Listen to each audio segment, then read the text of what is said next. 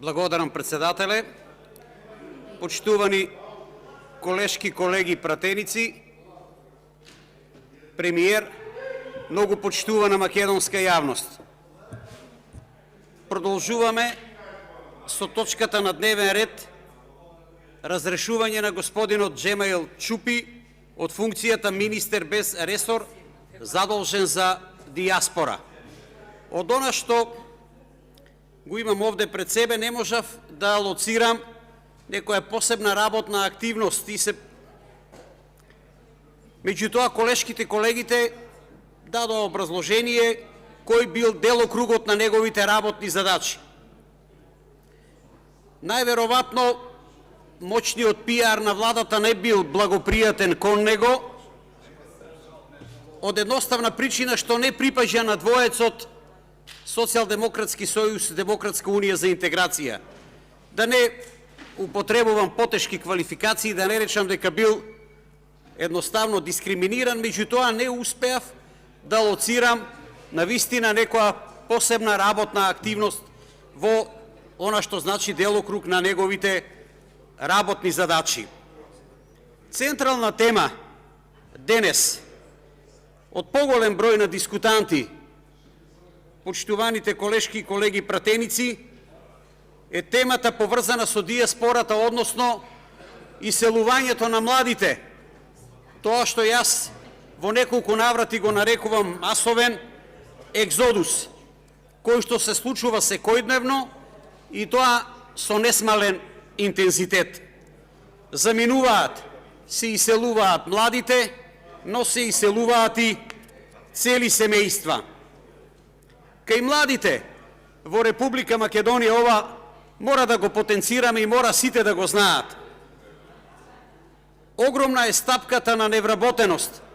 Меѓутоа, и оние млади лица кои што имаат среќа да одат на работа, не се задоволни од висината на платите.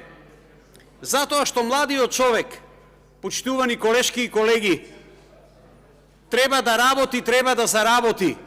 Меѓутоа, треба и да носи одлука еден ден да формира семејство и тоа семејство да продолжи да функционира, да екзистира во сопствената татковина. Па како да го направи тоа кога или е младиот човек невработен, или доколку има среќа да оди на работа, таа не е доволна. На младиот човек му е потребно финансии, му се потребни пари, за да може да го живее животот со полни гради. Овде во неколку наврати чувме цитати на повеќе личности признаени во светски рамки. Јас ќе се обидам да го парафразирам професорот Ташко Токовски, еден брилијантен ум,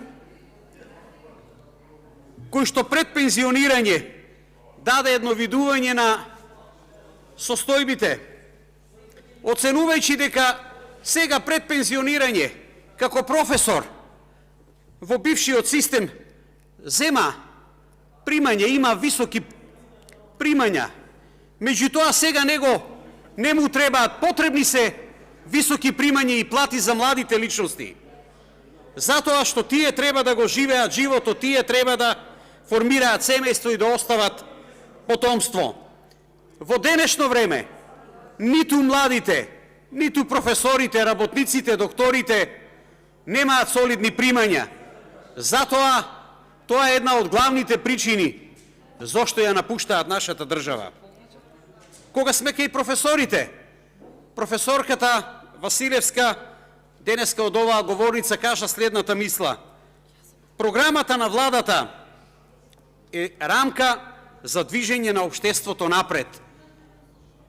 Ценејќи го, овој момент го видов, го погледнав експозето на премиерот, непосредно пред да почнеме со расправа, во кое што премиерот нас не ни даде одговор зошто преминува на оваа варијанта со разрешувањето.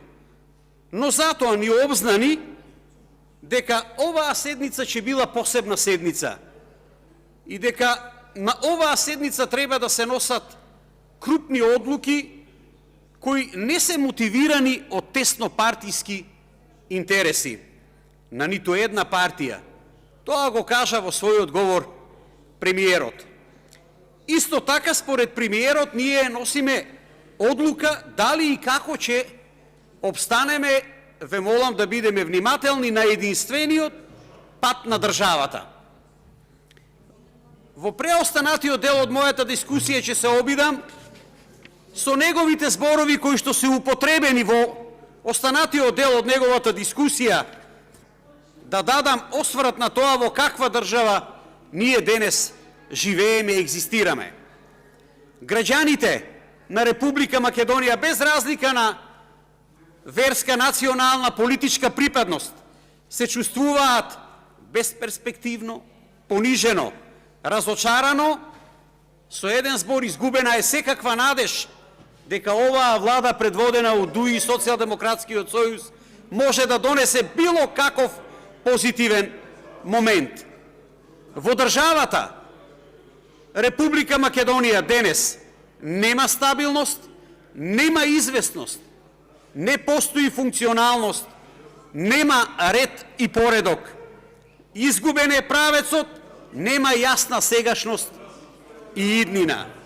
Граѓаните секојдневно се будат и живеат во неизвестност, грч и размислување дали ќе не биде или нема да не биде.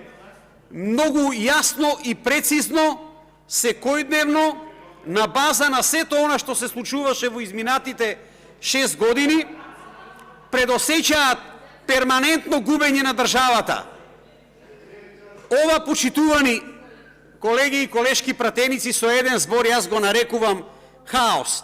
Ете, тоа е креацијата, благодарение на владењето на Социјалдемократскиот сојуз и ДУИ во изминатите 6 години, успеа да креираат хаос. Тоа го гледаат и тоа го чувствуваат граѓаните секојдневно и прават споредба, компарација, што значи кога системот функционира, а што значи една хаотична состојба. За Европскиот фронт, за кој што дискутираме овде неколку дена, единствено можам да го коментирам на следниот начин. Ако станува збор за корупција и криминал, тогаш овој Европски фронт може да најде своји партнери во западноевропските земји, никако на поинаков начин.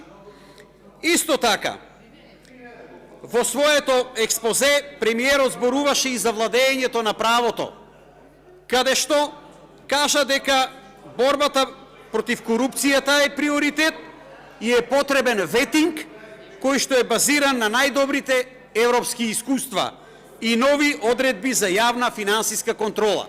И сега јас овде поставувам прашање: кои ни се суди и кои ни се јавни обвинители и на каков начин се избираат тие, за да имаме барем малку доверба дека ќе има некаков било каков позитивен исчекор со оваа влада? Кои се нашите министри и што изработија во изминатиот период?